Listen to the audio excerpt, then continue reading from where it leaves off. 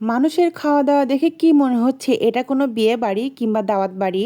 না, এটা কোনো বিয়ে বাড়িও না, এটা কোনো দাওয়াত বাড়িও না, এটা হচ্ছে মরা বাড়ি। আসলে মানুষ মরে গেলে শোক থাকে 3 দিন, কথায় আছে না? হ্যাঁ, এটাই হচ্ছে আমাদের দুনিয়া, যেখানে মানুষ মাটি দিয়ে আসার সাথে সাথে দুনিয়া নিয়েই মানুষ পাগল হয়ে যায়। সেজন্য আমাদের উচিত আখিরাত নিয়ে কিছু হলেও চিন্তা করার। দেখেন, আমি আপনি মারা গেলে ঠিক এমনই হবে। মাটি দেওয়ার সাথে সাথে এসে খাওয়ার জন্য দুনিয়ার জন্য সবাই পাগল হয়ে যাবে। আমার এক ভাবি মারা গেছেন সামান্য একটু ঠান্ডার ওষুধ খাওয়ার পরে, উনি হঠাৎ করে মারা গেছেন। এই যে বাচ্চাটা দেখছেন না, এই ছোট বাচ্চাটা রেখে তিনি মারা গেছেন।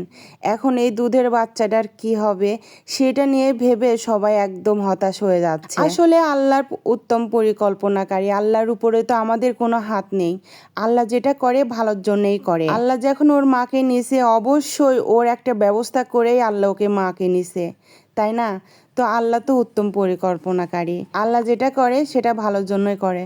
হয়তোবা এর পেছনে আরো ভালো কিছু আছে, সেজন্য হয়তোবা আল্লাহ তার এতিম করছে। আর এটা ওর নানির কোলে ছিল। মার পরে যদি কেউ একটু ভালোবাসে, এই নানিই কিন্তু ভালোবাসে। তো এর আরো একটা বড় বোন আছে।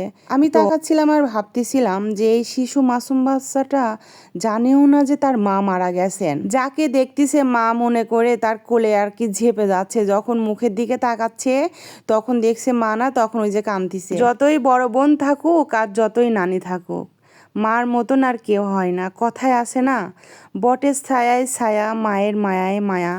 তো মার মতন তো আর কেউ কখনো ভালোবাসে না। তো সবাই দোয়া করবেন এই ছোট মেয়েটার জন্য।